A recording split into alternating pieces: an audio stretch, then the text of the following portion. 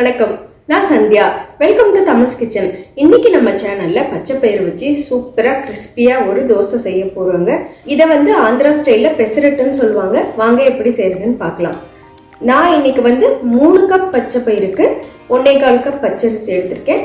நீங்க சப்போஸ் ஒரு 4 பேர் உள்ள ஃபேமிலினா 1 கப் பச்சை பயிர் எடுத்தீங்கன்னா இதுல 1/4 கப்பும் இல்லாம 1/2 கப்பும் இல்லாம 2க்கும் நடுவுல கொஞ்சமா அந்த பச்சரிசி எடுத்துக்கிட்டீங்கன்னா பர்ஃபெக்ட் ரேஷியோவா இருக்கும். உங்களுக்கு கிறிஸ்பினஸ் நல்லா வரும், தோசையும் சூப்பரா இருக்கும். இதை நீங்க மிக்சியிலே கிரைண்ட் பண்ணிக்கலாம், கிரைண்டர்ல கிரைண்ட் பண்ணணும்னு அவசியம் கிடையாது.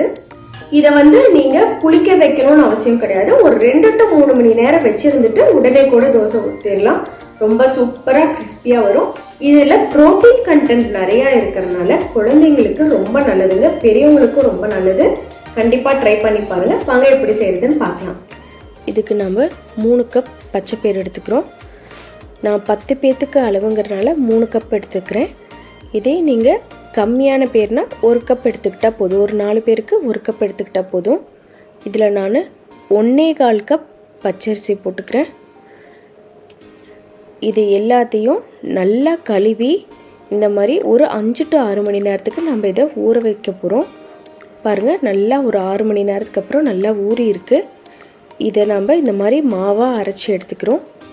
இது கூடவே ஒரு 3 துண்டு இஞ்சி, ஒரு 8 to 9 பச்சை மிளகா, கல்லுப்பு தேவையான அளவு போட்டு அரைச்சி அதையும் நம்ம அரைச்சி வச்சுருக்க பச்சை பயிறு மாவுலையே கலந்துட்டு நல்லா மிக்ஸ் பண்ணி வச்சிடறோம். இதை ஒரு 2 to 3 மணி நேரம் அப்படியே விட்டுறோம். நீங்கள் உடனே வேணாலும் சுட்டுக்கலாம், இல்லை கொஞ்சம் புளிக்கட்டும்னு நினச்சிங்கன்னா ஒரு 2 to 3 மணி நேரம் அப்படியே வச்சுருங்க. இது கூட போகிறதுக்காக கொஞ்சமாக கேரட் துருவி வச்சுருக்கோம், வெங்காயத்தை பொடியாக கட் பண்ணி வச்சுருக்கோம்.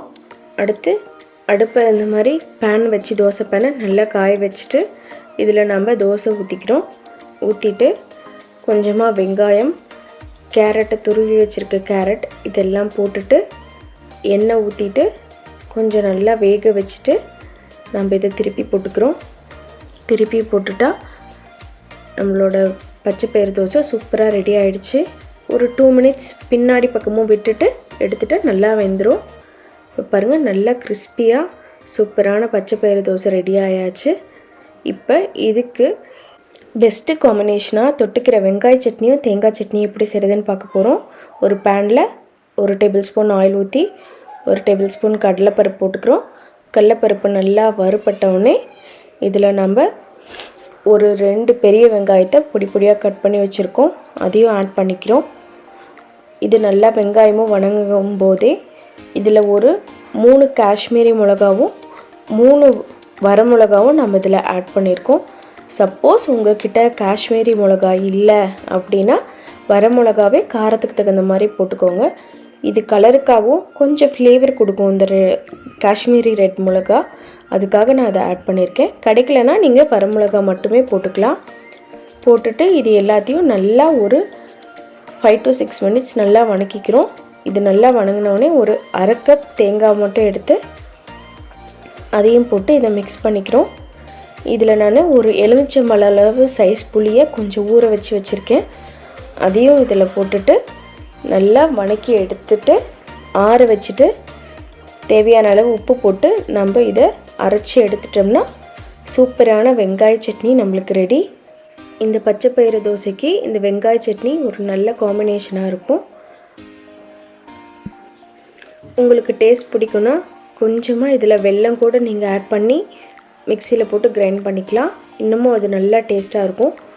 இப்போ நம்மளுக்கு வெங்காய சட்னி ரெடி ஆயிடுச்சு. அடுத்ததாக நம்ம தேங்காய் சட்னிக்கு ஒரே ஒரு கை தேங்காய் எடுத்துருக்கோம், அதில் ஒரு 2 பச்சை மிளகாய் எடுத்துருக்கோம், ஒரு 4 to 5 முந்திரி, இது கூட தேவையான அளவு உப்பு, இதை மட்டும் போட்டு நம்ம ஒரு நல்லா வெள்ளைன்னு சூப்பராக ஒரு தேங்காய் சட்னியை அரைச்சி எடுத்துக்கிட்டோம். அவ்வளோதான். இதையும் இந்த தோசை கூட சர்வ் பண்ணும்போது ரொம்ப டேஸ்ட்டாக இருக்கும். கண்டிப்பாக ட்ரை பண்ணி பாருங்கள். ட்ரை பண்ணி பார்த்துட்டு எப்படி இருந்ததுன்னு எனக்கு கமெண்ட் பண்ணுங்கள். தேங்க்யூ. இந்த வீடியோ பிடிச்சிருந்துச்சின்னா லைக் பண்ணுங்கள், ஷேர் பண்ணுங்கள். மறக்காமல் நம்ம சேனல் தமஸ் கிச்சனை சப்ஸ்கிரைப் பண்ணுங்கள். நன்றி.